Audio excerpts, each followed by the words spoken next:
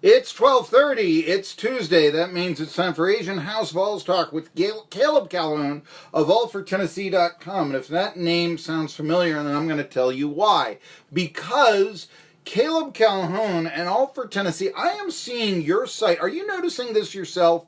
That I am seeing in more Vols Facebook pages, more Vols Twitter feeds. Hey, here's a great story from allfortennessee.com. Here's a story that really captures what's going on. Here's a new unique take, that sort of thing. And I'm seeing it a lot. I commend you there, Caleb Calhoun. I've called you many times one of the true journalists covering Tennessee. They're on ironically, the fan-sided network. But tell us a little bit about this, Caleb Calhoun, All for Tennessee. Are you experiencing, in your opinion, growth at your website? Yeah, I have actually. It's been a pretty exciting run, particularly this year. As with many people, probably the peak time I ever had since I've been running the site was back in 2017. But let's just be honest, I had a pretty big spike that year and a pretty big benefit from the drama with Butch Jones and John Curry and Greg Schiano and Phil Fulmer. So, but from a consistent basis, yes, I've noticed. I've gotten a lot more attention. I've been noticing over the past few months. Been kind of engaging with more people, and it's been more of a consistent thing. And the exciting part is you don't have the advantages this year that I had, like last year with first-year head coach, and like I said the year before with Butch Jones on the hot seat. And basketball season with Tennessee at number 1 is not happening right now. So for it to be growing right now is pretty exciting. Well, I think stories obviously are going to motivate this. I mean, what's wrong with the Vols football team? You have 2 straight losing seasons. That's news. I mean, it is. Man bites dog. When the basketball team is number 1, or you have 3 players drafted by the NBA, where will they go? This sort of thing. Hey, that's news too. I mean, I think there's probably more attention to the summer league here in Tennessee than there ever has been because, we've got a chance to see, well, how's Jordan Bone? How's Admiral Schofield? How are all these guys going to pan out? So, I mean, there's that, but I've always said this. I think, and as a matter of fact, I think that you've had a fewer list stories, those off-season list stories that you're always so good at. Here are the 5 greatest quarterbacks, something like that in Tennessee history. And that's clickbait, but it's always interesting. They're always debatable. I mean, lists like that, polls, they always generate a lot of interest, no matter what they are. Who's the 9th best right guard in Tennessee history? Sounds crazy, but a lot of people are, wait, I'm curious about that. And I've noticed probably a few less stories like that this offseason with so much Vols talk and Vols stories. But the offseason, it's always great to read All for Tennessee because you do have a handle on that history and you do come up with some interesting takes on what's going on. You mentioned Butch Jones. I know after Jalen Hurd caught a couple of touchdown passes for the San Francisco 49ers in their 17-9 victory preseason against the Dallas Cowboys, there were a lot of Tennessee fans went to Twitter, went to social media, went to the talk shows and said, boy, oh boy, Butch Jones, how could he have messed it up? Why didn't he move him to receiver when he wanted to?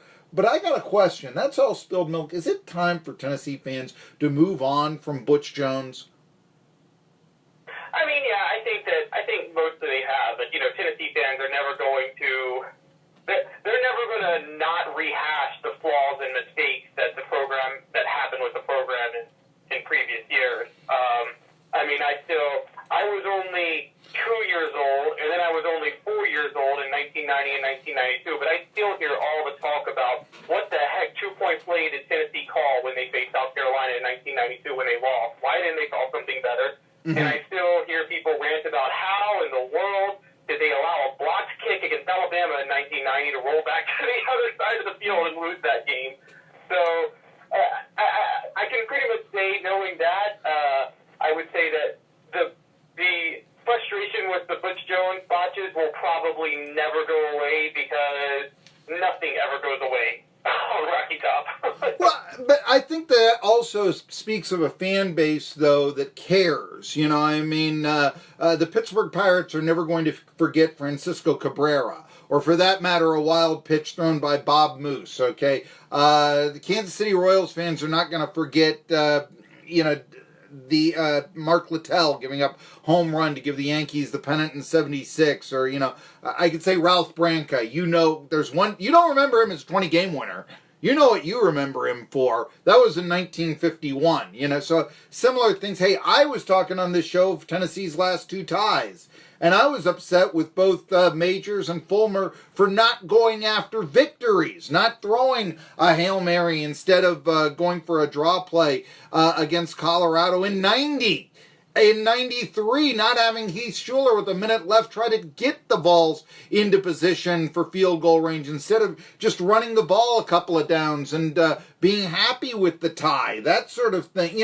So I mean, when there is a passionate fan base, when there is history and there's a storyline, then yes, I do think that you do have some of this. And this is one of the reasons why your site is successful, where they do want to compare, I don't know, Andy Kelly against Bobby Scott or something like that, So, I've always said, yeah. And let's not forget, where Butch Jones will really hurt the skin of all fans in the future is, I think Tennessee fans rightfully believe, we know how much Florida has dominated Tennessee in the past 15 years. But say for some luck of the draw, Florida has a couple of bad things happen to their program, and Tennessee's able to somehow narrow the gap and wins a few in the future. If the series gets within 3 games again, fans are going to look back and be like, man, Tennessee blew it in 2014, they blew it in 2015, they blew it in 2017. I mean, they're going to look back and say they should have won 4 straight against Florida from 2014 to 2017, and they got one of those, even though they had two possession leads in 2 of the other ones, and then in another one they gave up a Hail Mary and failed to score twice when they were inside the 5-yard line. Well, I get it. I mean, I was the host that said Butch can't count to 14, and I know that I have in this market a competing sports talk show I used to call up, as a matter of fact, and that host, without naming his name, I remember after that Florida game in 2015 defended Butch Jones. Oh, there's not a coach that would have gone for 2 in that situation. Really? Because that's what everybody in the stadium was wondering what he was doing. I'm very, And little obvious things, like the one that actually I criticized the most, that I think a lot of people forget, is 2016 Tennessee playing Texas A&M was lucky to get back in that game. They scored a touchdown at the very end. They're down by 1, and Texas A&M gets an offside penalty. I say you're on the road. You got it on the 1-yard line. You're banged up like heck. You're so banged up. You're going to get blown out the next week against Alabama anyway. Go for the 2 and go for the win right there on the spot. You don't want to go to overtime on the road against Texas A&M. It's a legitimate thought. I think more coaches should go for 2, but I would suggest this. There was still a minute and a half left in that game, if memory serves. And so if you are successful, and this is what I think are the flaws of overtime, actually, if you are successful, you're basically giving A&M 4 downs instead of 3, because let's say that A&M throws 3 straight incomplete passes when it's a tie score. They're going to punt with a minute left. They're not going to go for it 4th and 10 on their own 20 or at their side of the field. Now, if they're down by a point, they have no choice. You got to stop them for 4 downs initially instead of 3, and I think that that's what makes coaches go for the extra point in that situation. By the way, Malik Foreman, who had his second of 2 great strips, that one saved the game in 2015 against South Carolina, and that one, of course, sent the A&M game into overtime. He's now on the Dobbins-Bennett coaching staff, from what I understand, Kingsport, Tennessee. Not sure if he's volunteer or staff, but Malik Foreman, the great defensive back of that era from Dobbins-Bennett, has returned to his high school and is now telling the new Indians how it is done. We're talking to Caleb Calhoun, who knows how a lot of things are done, all for Tennessee.com. Brought to you by Asian House. So this is officially Asian House Vols Talk with Caleb Calhoun. I want to ask, I know we've had 2 linemen go away for this year. That's been the news this week since we last talked to you. And Jeremy Pruitt has said that the Tennessee Volunteers are not anywhere close to finding a starting offensive lineman. On the other hand, I hear that Trey Smith is doing great things now. And I was like, wait a minute, I thought he couldn't play. I thought he had blood clots on his lungs and all this. What are you hearing about Trey Smith? I'm confused. Can you clarify what's going on? I'm hearing as much as you are, which is that, it seems like he's extremely close to being able to play, but he just can't be cleared. But Pruitt is working with him and Aubrey Solomon on the defensive side as if they're going to be on the first team when the season starts. And I'll say this: if Trey Smith gets cleared and then Aubrey Solomon gets the NCAA eligibility waiver, then I think that Tennessee is already in much better shape than they would be without those two guys. Particularly right now, about a week ago, I would have said it'd be better for the Vols for Trey Smith to get cleared. But now with him good and out for the year, the Vols desperately need Aubrey Solomon to get that eligibility waiver for the NCAA. I don't know what's taking the NCAA so long. I mean, I guess, rather than spend so much time focusing on whether or not Rich Paul should be an agent for college basketball players, maybe they should try to get players on the field or the court. But at the same time, I will say that I think at this point now, Aubrey Solomon is a bigger deal in the trenches than Trey Smith.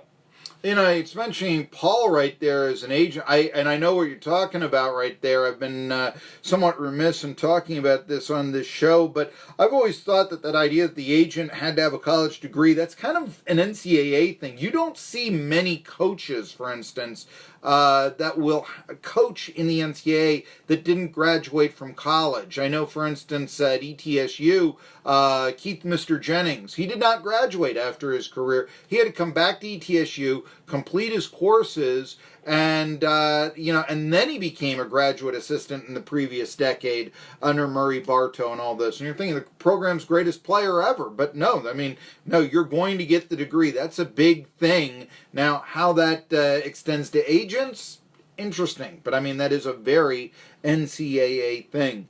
Hey, I got to take a break here. This, of course, is Asian House Vols Talk. Tuesday is always a happy day in the Tri-Cities because it's the day Asian House opens back up. And you get 10% off for mentioning my name or Asian House Vols Talk from Caleb Calhoun, all for Tennessee. 1420 WEMB Sports Radio. You know what we're talking about. Mention our name, get 10% off at Asian House. They're open right now. Lunches start at $5.99. Home of the Happy Box meal featuring portable appetizers.